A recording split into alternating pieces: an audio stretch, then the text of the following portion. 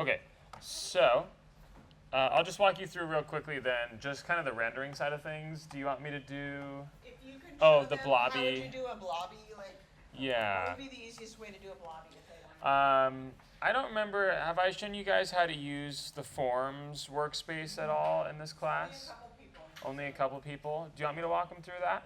Yeah. I mean, it's the way to create Just make blobby something forms. simple and, Okay. use that to, You can do super complex stuff in the Forms workspace. I'm going to back out of here real quick so you can see what it was that I did.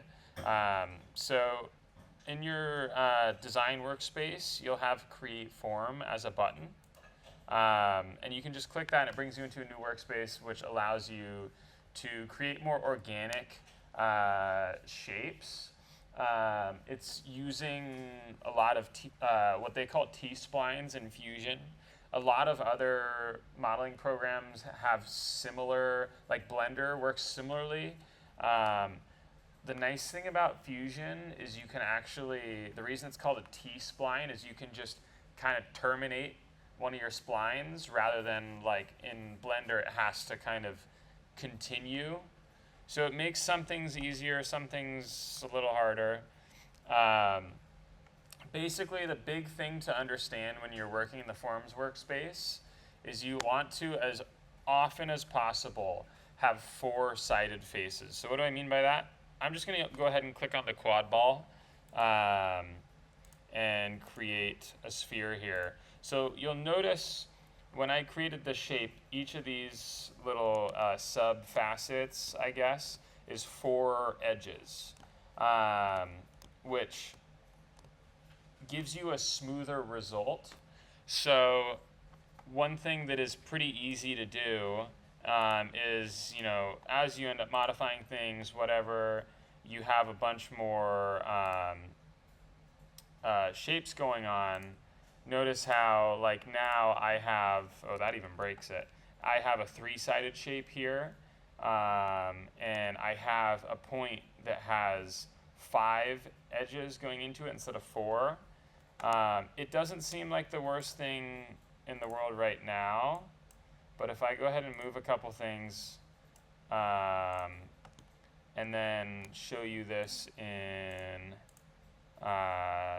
curvature map analysis, you get a bunch of, this is bad. So basically, I'm telling you a lot of words right now. Essentially, what you want to do is, whenever possible, have four-sided shapes. It's not the end of the world to have more than that, but you want to minimize how many faces you have that are 3 or 5 or more sides. Okay, disregarding that, the Forms workspace, sorry, It made it not smooth, right? what's that? what you just did it make it not smooth? Yes. Okay. Keeping it to 4 sides per facet keeps it smoother, basically. Almost inherently so. So in the Forms workspace, I've created a quad ball to start. You can create a cylinder, a plane, whatever you want to. The big thing about the Forms workspace is you can just click on a face and drag it and stretch it, or a point and drag it and stretch it, or an edge and drag and stretch it, right? You can just move some stuff around. So I just undid all that, right? For a lot of you, you're going to want something symmetric. Not all of you, but a lot of you. If you want to set up symmetry, it's pretty easy. You can click on symmetry, and then if you just click on 2 opposing faces, you see this green ring appear, and that's telling you, hey, this is the center line for your symmetry. So now if I go ahead and start moving stuff, and by the way, when I'm dragging and moving and warping things, I'm using the Edit Form tool here. You'll notice as I pull this, it's now symmetrical. So you're not limited to just what you've started your creation off with. Like I did earlier, and as I told you, it is bad practice to divide this into, if I do this, I get 3 edges, right? But if I were to divide this, I'm using the Insert Point tool, by the way. It's called Insert Point. It should be called Insert Edge because you're inserting a line segment. So If I click on 2 points here, notice how I have 4 sides on this face and 4 sides on this face. That's what I want to do as opposed to going corner to corner, which creates 3-sided shapes, right? So if I click OK, now I have another kind of little bit of, in some cases, kind of detail. If you want tighter turns, you want a tighter mesh and more line segments. So you can add them like that. You can also, I just undid that. You can also just click on a face and delete it. It'll open up your shape, and this will allow you to do a handful of things. When you're using your edit form tools, if you double click, by the way, it'll loop select everything. If you just single click, if I do select everything, you just click one edge, right? It'll just select one at a time. If you hold Option on your computer, so I'm going to do this without holding Option, see how it stretches everything. And then if I click and hold Option, I think on Windows it's Control or Alt. You'll figure it out pretty quickly. Notice how I get that additional kind of shape that snaps in here. So I'll show you one more time. I'm just dragging here, and then this time I hold Option, and it gives me another ring of faces, so to speak. And if I do that again, I get another and another and another, so on and so forth, right? So this is an entirely different workspace. To really be effective at creating shapes in this workspace, it takes a lot of work, a lot of effort. Keep things simple for starters, and just start with, like if you wanted to do kind of a blobby shaped speaker, like one thing I could do is I could select, all of these sides here and just drag them out to make this a little more oblong, like so. And then let's say this is good enough for me on the curvy side of things, and now I want to go ahead and cut out speakers on either side. So the other thing about the Forms workspace is once you finish Form, it's going to create this as a body in your standard workspace, and you can interact with it and do all sorts of things with it. So I'm going to real quick just slice off the ends of this. I'm just going to draw 2 rectangles. Let's see.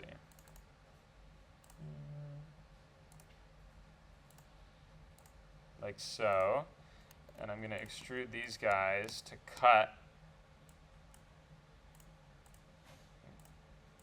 off the end of this here.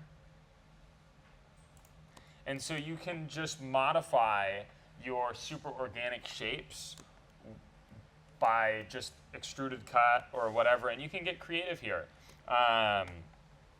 So this is going to be my little speaker design, right? I'm keeping it super simple in terms of the Forms workspace. Ideally, for this first project, you do that. It becomes a headache.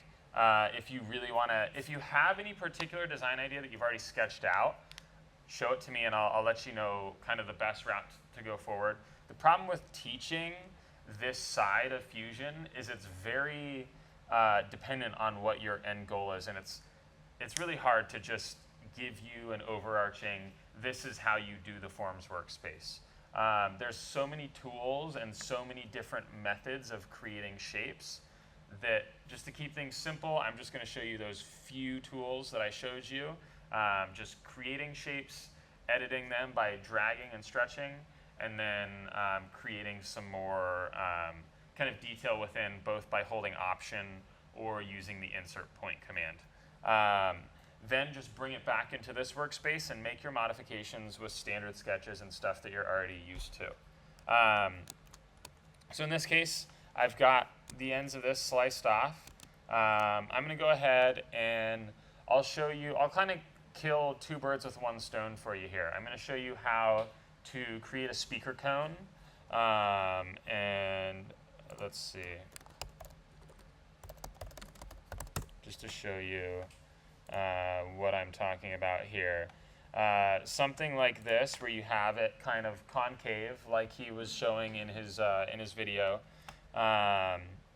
So if I want to do that, the way that I would do that personally is I'm going to use a revolve to cut that negative space, negative shape out of this end cap here.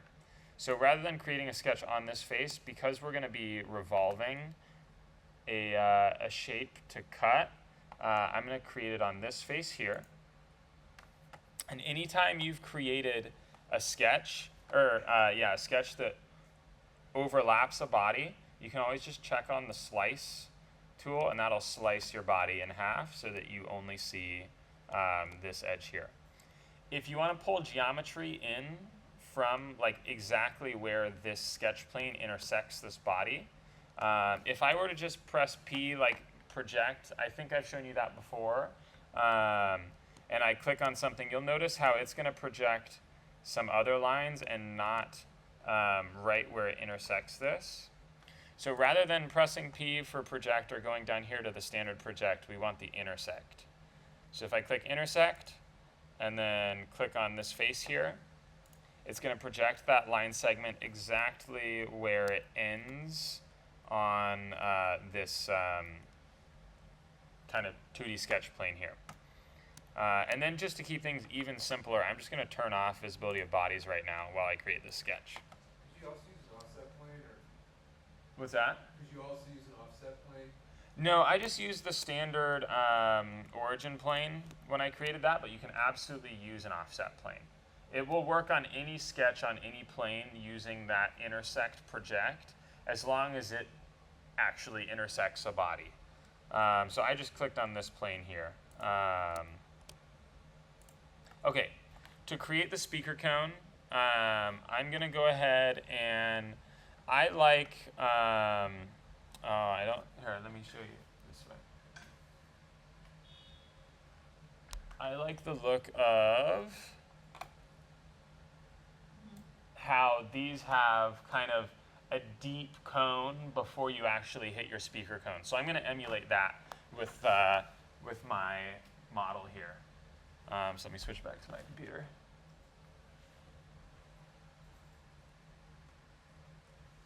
There we go. Okay.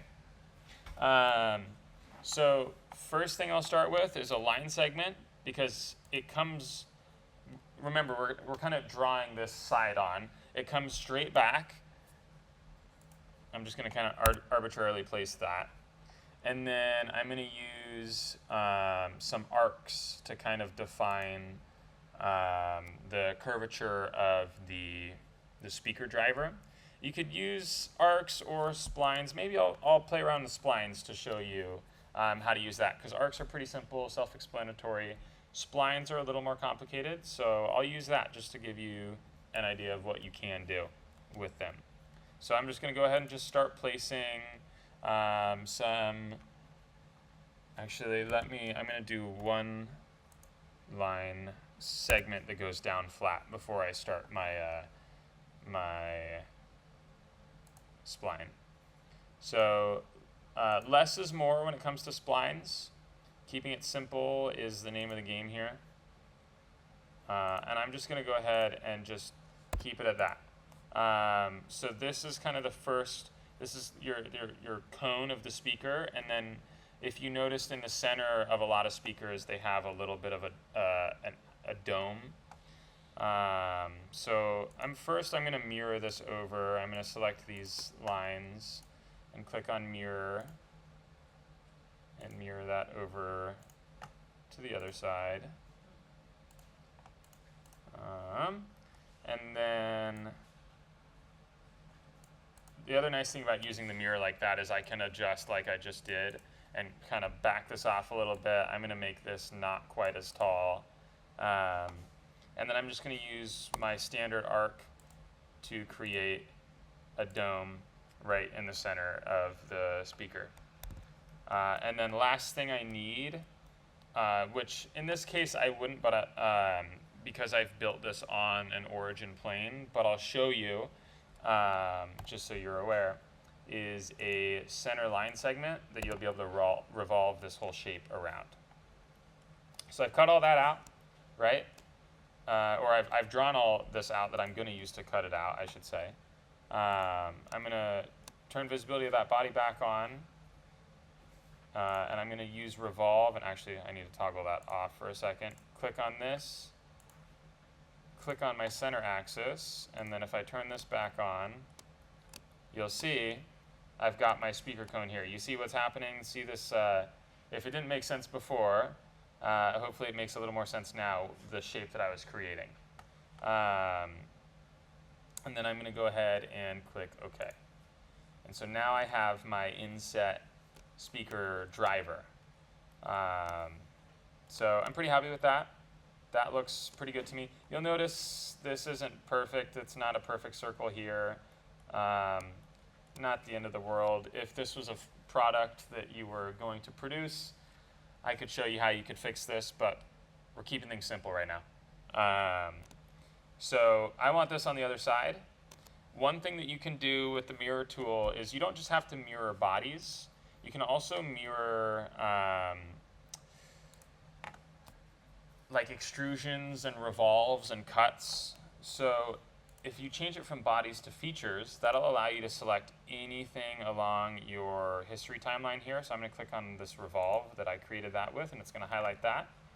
And then I'm going to select the center mirror plane, and it's going to show you in yellow, hey, this is what I'm going to cut out.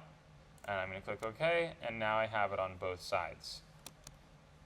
Last thing I'm going to do for my speaker before I start showing you some kind of render tips is I'm going to give this a flat base to sit on. So I already used a sketch earlier to cut the ends off of this, so I'm just going to go back to that original sketch and just draw one more rectangle that I can use to cut this off. So one thing you'll notice, what I just did was go back to that sketch I already had on that plane. I'm keeping the number of sketches I have to a minimum in doing so. And same with this extrusion. I'm going to go ahead and I'm going to edit that extrusion where I cut these edges off, and I'm just going to include this. And now I've cut the bottom off, so I have a flat surface for it to sit on. Right? And by adding it to that sketch and adding it to that extrusion, I didn't add anything to my timeline. Keeping things simple is the name of the game when it comes to 3D modeling, especially Fusion 360, where you have a history-based browser. So it makes it a lot easier for me to navigate back and find where it was that I had created whatever geometry it was that caused this face here. So let's say this wasn't quite enough cut off for me. I can go back and double click on here and make this cut in a little bit higher. And because I only have 2 sketches, it's really easy to find which sketch I had created that on. Okay, I got the base here. Something for it to sit on. I've got my speaker drivers in the sides and my big curvy shape. I'm going to go ahead and save this here. I'm going to bring this into my render workspace. And now if you guys all want to follow along, just on something simple, I didn't need you to follow along for this, but it's great to get some muscle memory for creating your textures and changing colors. So I'm going to go a little slower now. I kind of whipped that together so I had something to show you guys on. Now that I have this, just create a cube or something to start messing around with some materials. Okay, any questions so far, by the way? Okay, I took that quick. This is all recorded. You can watch that back afterwards. I'm going to try and slow down. If I don't slow down, call me out. Yeah. Oh, you're stretching. Okay. I've got my shape. I'm going to pull up my appearances tab here.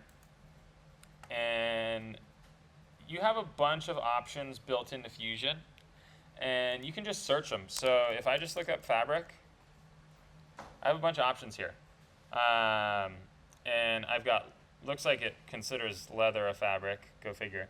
And then you also have like a standard fabrics and weathered fabric. I saw denim in here as well.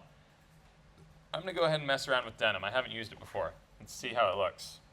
So if I go ahead and switch this from applying to bodies and components to applying to faces, because this is all one body, and so I don't want the speaker drivers to also be, fabric. We're going to create those separately. So I switch this to faces so that we're only applying it to individual faces.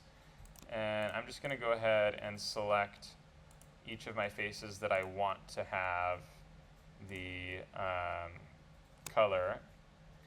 And I think I'll do these edges as well.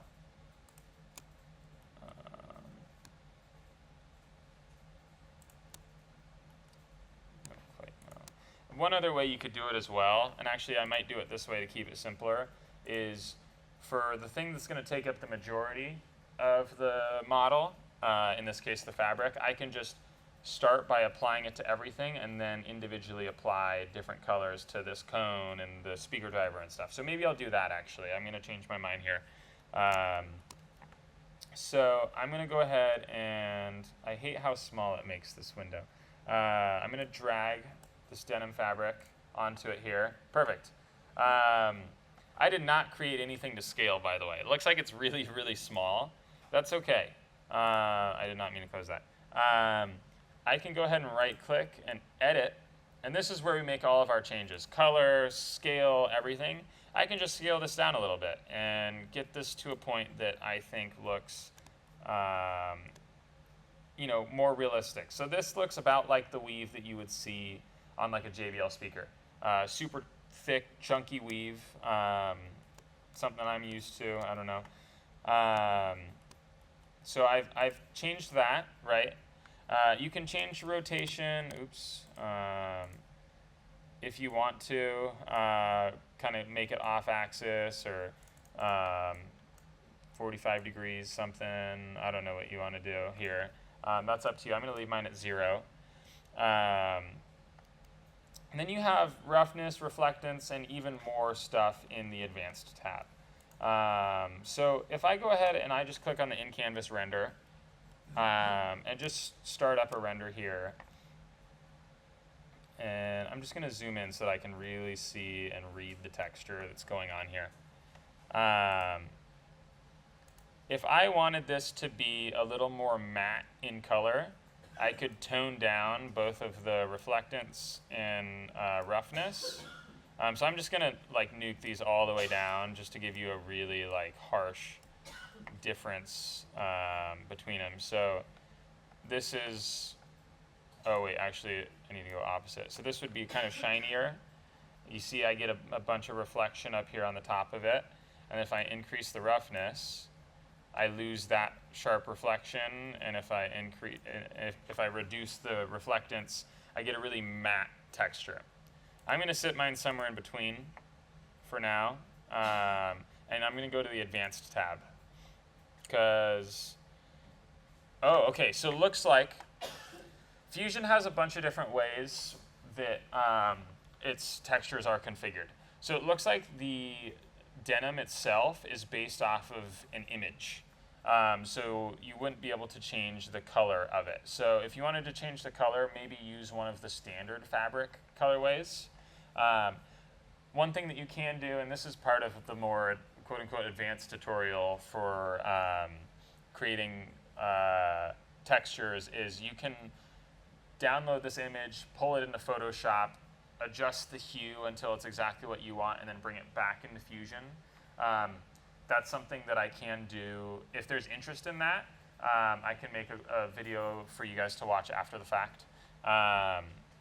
But if you're using the standard fabric, which I'm going to go ahead and I'm going to switch this to a more normal fabric here.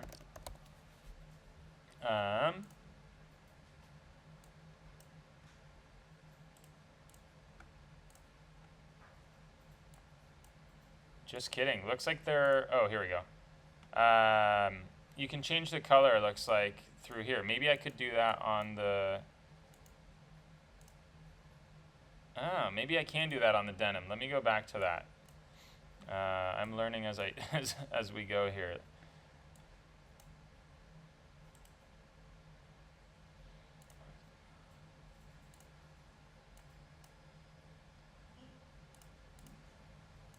Okay, it's just glitching out. Let's see if I can do that as well on here. Oh, I can. Okay.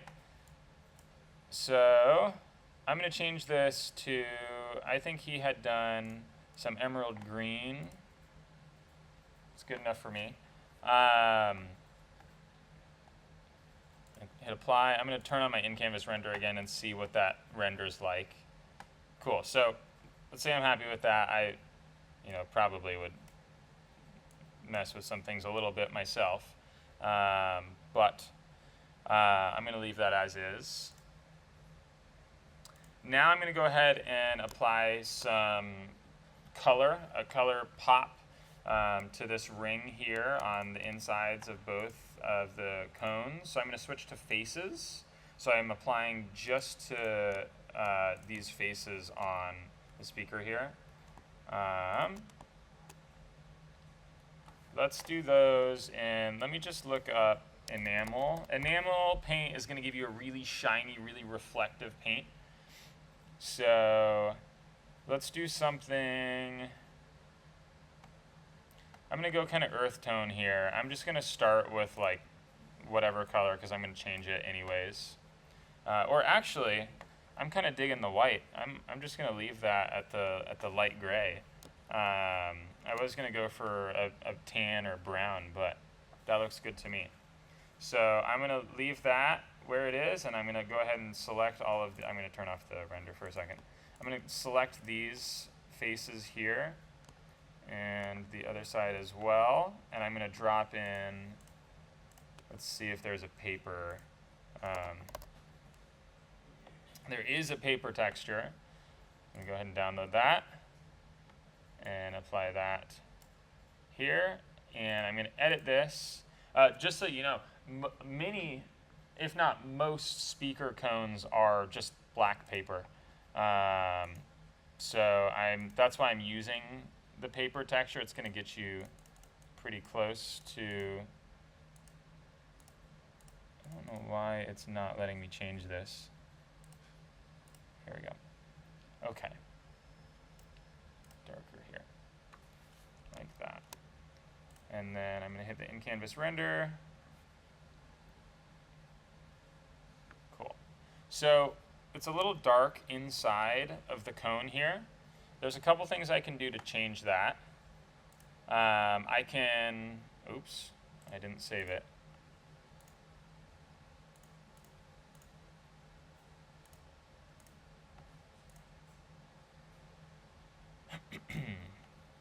I can change the environment that I'm in entirely. So if I switch to my scene settings and my environment library, I can just go through and select all sorts of different kind of pre-made lighting scenarios.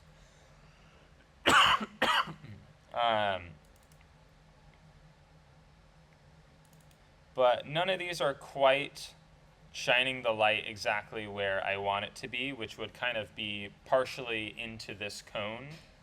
And so what I can do is I can just go to settings, in position, and I can just change the rotation of the whole scene. So let's see, if I'm looking at this side here, I can kind of rotate the whole scene around my object until I have enough light in here to really read what's going on with my speaker cones. So I think I want somewhere in between the two. In this case, everything's a little dark. I'm going to increase this brightness. What you'll notice is if you try and use the slider, it can be kind of large jumps. So I don't know why it goes so high, but I'm just going to leave that where it's at here. And then last thing I'm going to do is some speaker cones, the center of the circle is like a brushed aluminum. So I'm going to find an aluminum here. I'm going to do, oops, I've got my bodies component selected, so I need to select faces, and then do the center of my speaker drivers here. And then I guess we can also do, we're not going to see in the render that I'm doing, but we can also do rubber for the bottom surface of our speaker here. It's hard to see with how dark it is down there, but now that would be rubber, so it wouldn't slide around on your desk. Any questions at all? Yeah, what's up? I have a question about the fabric Mm-hmm. texture and how it's like mapping onto each face of the form. How do we get it so that the seams are kind of like showing up where we want the fabric seams to be? So it's doable. The thing is you would need to let me save this real quick. You'd need to have created this in such a way that you don't have those seams in your model. I don't know if there is a way to like essentially delete a seam or hide it or anything. Without completely changing the way that it's structurally shaped. Yeah, so I wonder, Andrew, if you selected a face and then applied the texture and then manipulated it and then applied, then did a different. let's see. Oh, and another thing that you can do that may fix this. Let's try one thing first. If we just look up like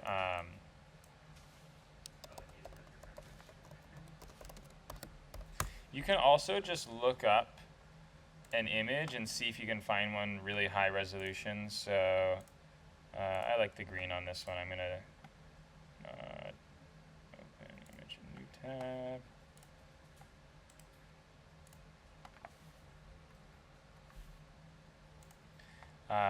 If you don't want to go through the whole trouble of adjusting all that and getting everything perfect, and you already have a texture that you like, you can just insert a decal and wrap it. I'm going to see if this will work. It might not. But we're going to find out. You got the photo in a weird format. What's that? I think you downloaded that photo you downloaded was in a weird Oh, it was? format. I think it was. I didn't even see. Where did I download it to? Yeah, it was. I think it was down. It was just that. Yeah, it was like a .av something.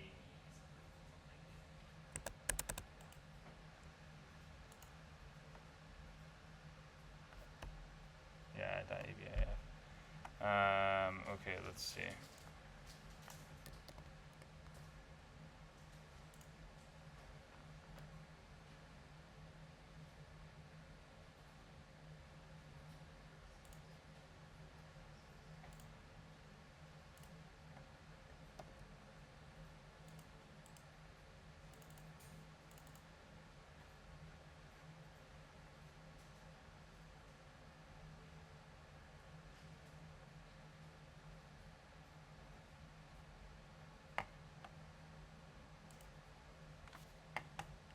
It's always got to be more complicated.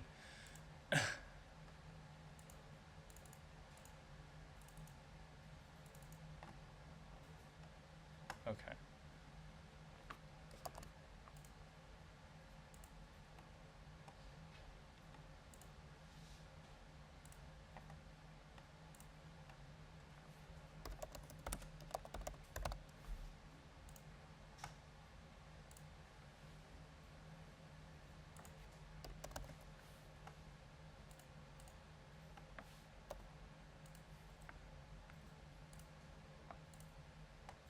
So if you, I'm going to see if this is going to work here. If you have chain faces selected, Yeah,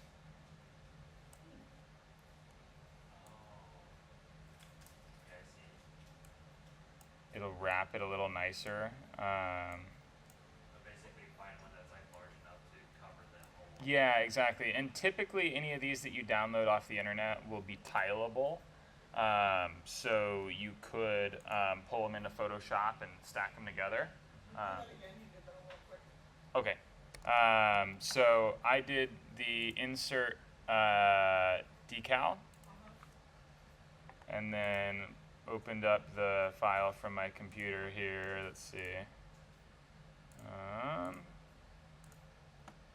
And then I just clicked on a face. The big thing is to have chain faces turned on so that it will chain over the rest of the faces here.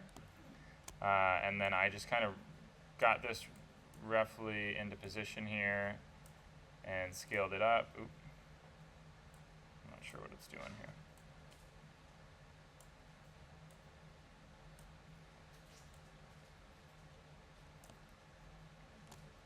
So the big thing with having chain faces turned on is you need to kind of keep an eye out, because where it kind of intersects, it'll like double over itself and stuff. In this case, that's not an issue because we can just, what's that? You can just remove it from the inside. Yeah, and actually I say that, but let me make sure that it's gonna let me do that. It might not. You might need to create it as a separate body for this like inner, yeah, it's not gonna let me do, I think, yeah. So if you wanted to do that, you would want to create separate bodies between your kind of the rest of the shape and this inner cone portion. So like one way you could do that is It gets complicated. it does, yeah. Having a perfectly wrapping texture, like I said, there may be a way to do it in Fusion. I was just thinking that maybe you just apply it per face and then move it, Let's see. but I don't know. Can you tell I don't do that much rendering in Fusion?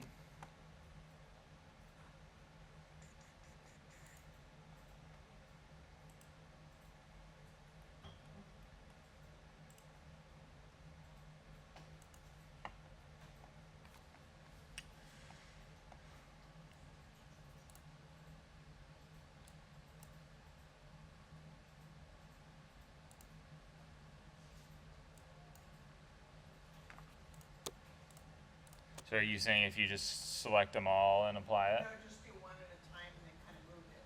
and then Oh, explain. yeah. Oh, that's the other thing, by the way. You can just right-click on anything and use texture map controls. Oh, but it reads it all as one texture map, unfortunately.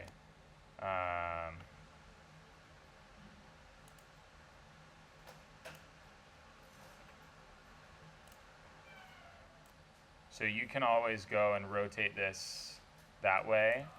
Although it looks like it might be working. Okay. I guess if you use texture map controls, it kind of works. Let me try it one more time. So I right-clicked and clicked texture map controls and selected this body here and change it. Let's change it to cylindrical because this is a cylinder. And then click on this as the center axis. Yeah, that's gonna work for us. Okay. Stay like that though? Yeah, because what we've done is we've remapped it to be wrapping it around a cylinder rather than like automatically wrapping it to faces. So because you've defined a cylinder for it to wrap around. So this may not work if you have a more complex shape, but we kind of just stumbled into the answer right there. That was pretty sweet. There you go. I learned something new. And that's recorded? Yep, that's recorded. I'm going to cut a bunch of that out so it looks like I already knew that. Yeah, okay, so that worked. Okay, it looks like it does have some funny business going on. Let's see if that happens when I... The cylinder or something where it gets clipped. Yeah, I don't know. I'm sure there's some ways to fix that. And then as far as natural materials that are already included in Fusion. Oh, yeah, so Wood, idea. you have a whole... I think there's a tab in here that's like natural. I could be wrong. I mean, you have woods, right? Unfortunately, there isn't a cork, as far as I know. Yeah. What you can do, let me see if I can find my... Oh, you know what? I had done the cork in a rendering program and not in Fusion itself. I was gonna pull that up to show you how to do that, but I forgot that that was in KeyShot. But there's like wood, is there stone or? Yes, wood and stone. Unfortunately, maybe someone else can figure out how. I haven't found any like online repositories that have a bunch of material profiles that you can import to Fusion. Fusion handles their materials a little differently than a lot of programs, and so it kind of makes it an annoyance. That's why when I'm doing most of my rendering, I'm trying to do it in KeyShot. It's a little more compatible, and it's a lot easier to find textures that are easier to import. You can do it in Fusion, but you basically need to like find some texture here and then like change the images out for like if I do the fabric here,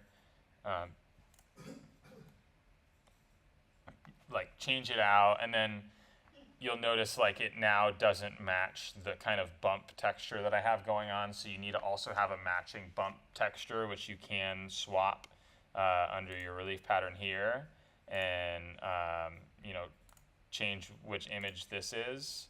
But let me see if I have any other bump texture.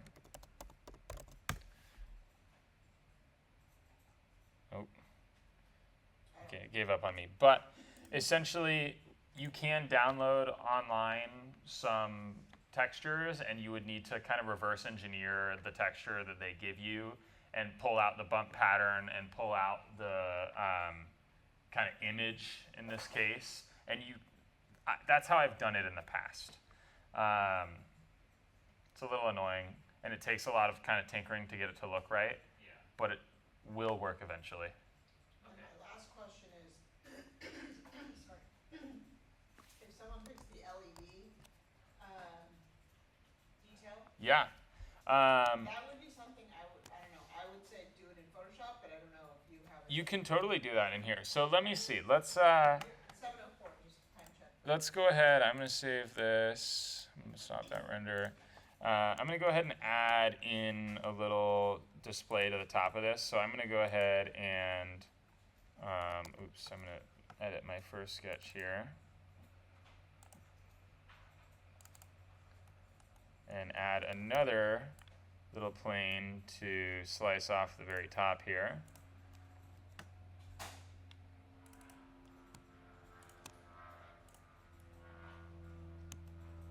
It's breaking my textures, it looks like. That's okay, I'll fix that in a minute. Let's go ahead and I'm gonna do a little bit of an inset detail here.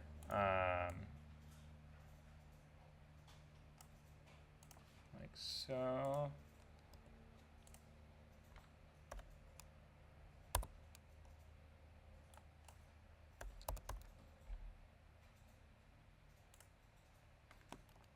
Okay, so let's say on the top here you have a couple of buttons, and I'm just gonna do the display for now to save myself the hassle of making the buttons, but you can do kind of concave buttons the same way we did the speaker cones on the sides, but I'm just gonna do some indicator lights here.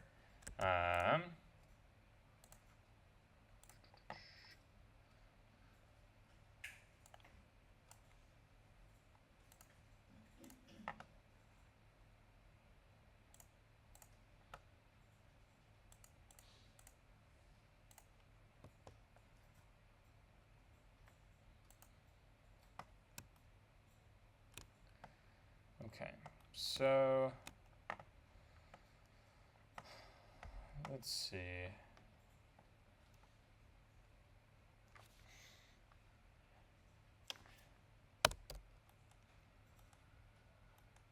I'm gonna see if if Fusion itself is smart enough for me to do something. Let me.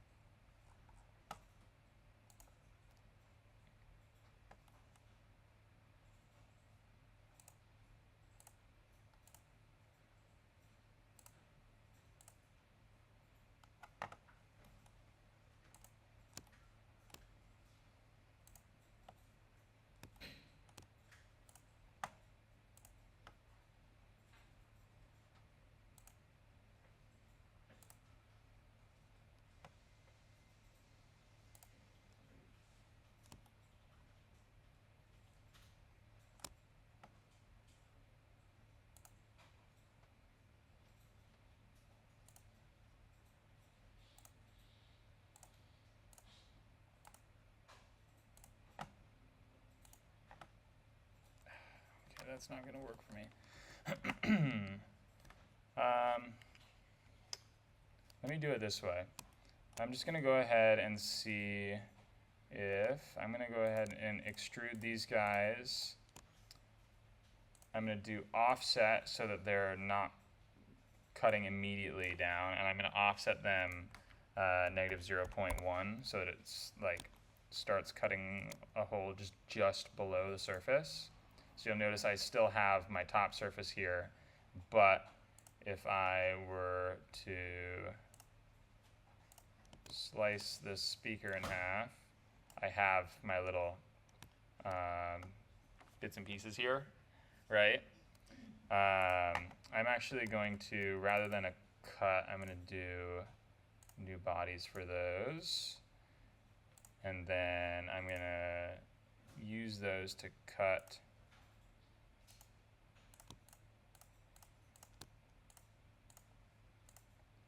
so what I just did there was make little holes that are currently filled with different bodies here. I'm not sure if this is going to work. We're going to find out together. If I change my appearances, I'm going to go for something. I'm going to go for a material that I know Fusion is going to have some built-in kind of light transmission in it. So I'm just going to look up acrylic.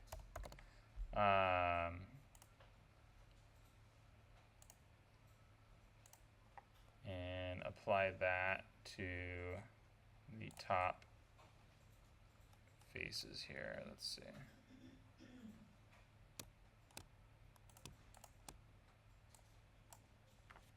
Like that.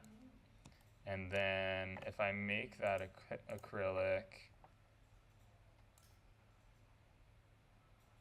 rougher, and then change my absorption distance to, let's say, 4 millimeters. Oops, I didn't save it. Oh, okay, it's saved. And then change its color to black. I'm gonna crank that roughness.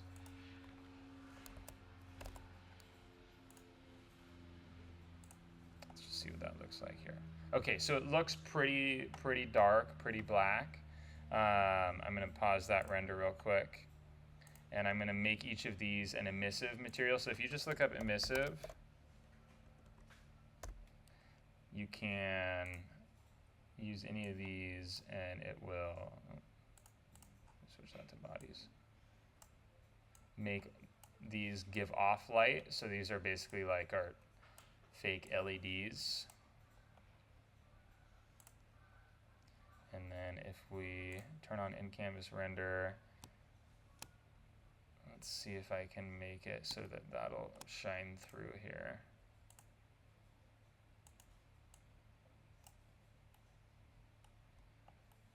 Like I said, I don't know if Fusion is smart enough in its rendering engine to actually work like this.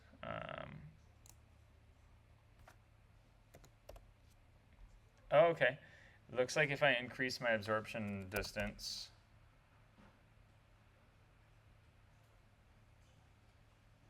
I can get something going on.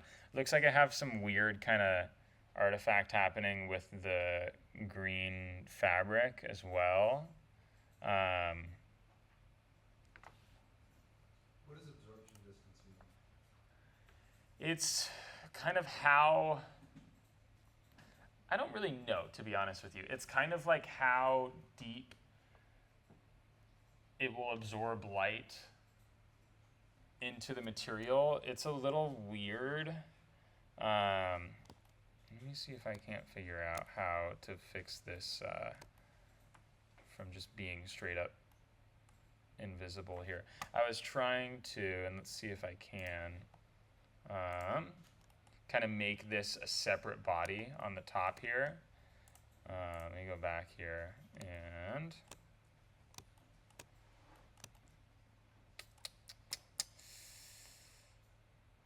let's do this.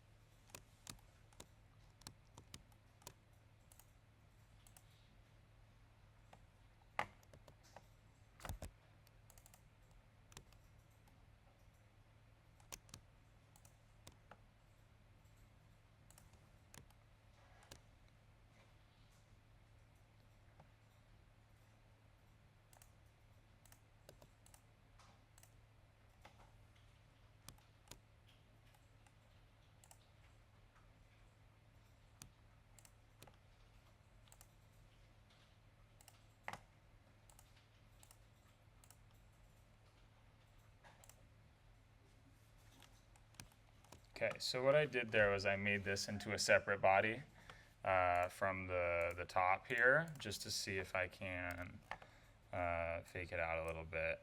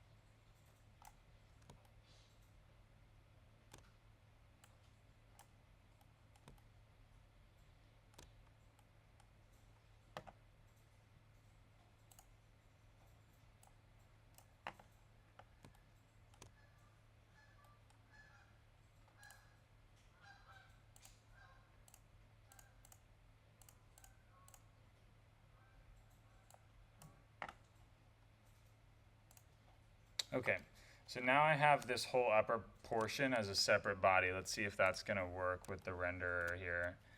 Yeah, it looks like it fixed our issue with having the kind of green fabric texture shine through. So the only downside to using a lot of clear materials and light emitting materials is renders take notably longer. So keep that in mind. But yes, it looks like we are able to make it happen. Sorry that took a minute. I haven't done that before. That was kind of a fun little exercise. Little challenge for you. Yeah. Any other questions at all? Yeah, what's up? What's the benefit of doing that instead of using the light emitting materials? Instead of what? Instead of using the light emitting materials in Fusion. Well, because the whole idea of this is like when you have those lights turned off, you know, you could go in here and just, I guess, completely just turn off emissivity. They're still somewhat visible because this is clear plastic, but the whole idea is that you can turn the lights off and just everything looks like one material, and this is just shining through the top material. In this case, everything's kind of fudged around a little bit to make it work in Fusion's renderer. So this whole thing is translucent on the top surface. Theoretically though, and your design intent would be, hey, I know if I have aluminum that's 0.5 millimeter thick or even less, you can have some light that shines through that. That's cool. The other thing is you get a little bit of, let's see, a little bit of kind of diffusion, I guess, through the material rather than just having a couple just LEDs that are just right there on the surface, you know. So if you go to the MIST and then MIST materials and you look at the LCD. Yeah, there's all sorts of like, let's see. So I can also change them to, let's change them to red real quick here.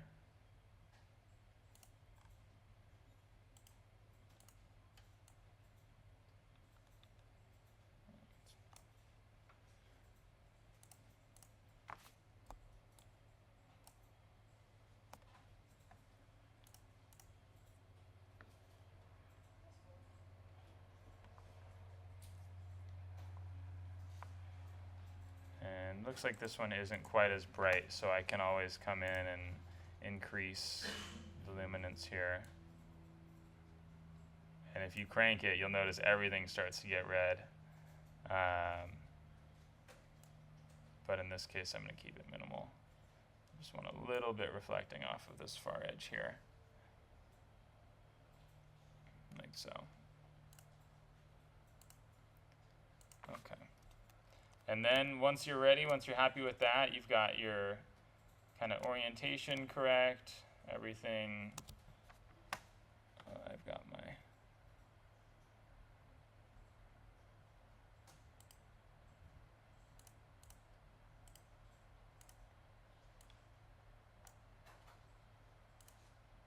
oops.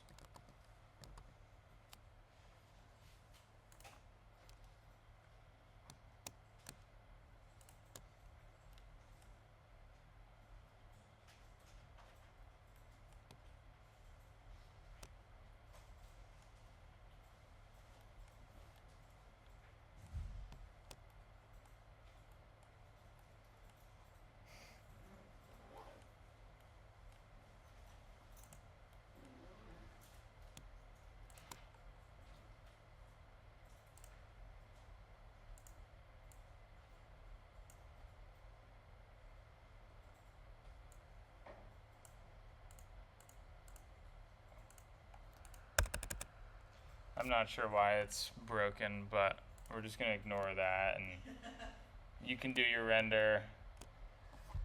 Fusion isn't really designed to have super complex renders done in it, and it shows at some points. But yeah, there you go. Great. There's your speaker. Thanks so much, Andrew. Yeah. Any final questions at all? Cool.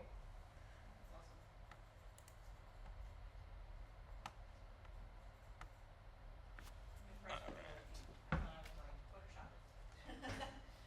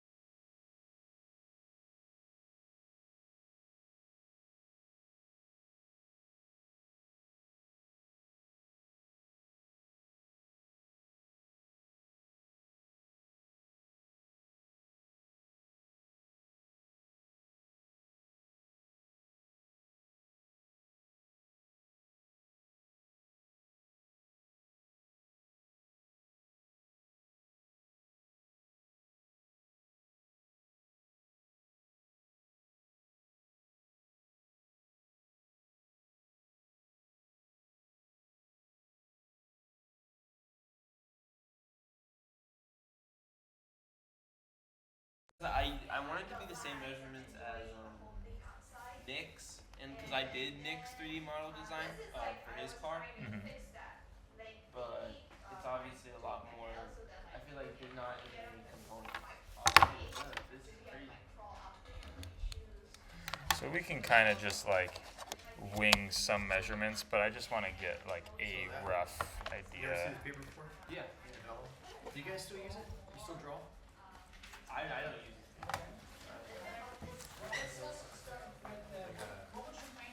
Oh, do you have one of those rulers with the lettering and stuff to like make it perfect? I did. Oh, you did. Yeah. I gotta find mine. haven't seen mine in a while. You do all this by hand. Oh yeah. Is this semester that you're doing this?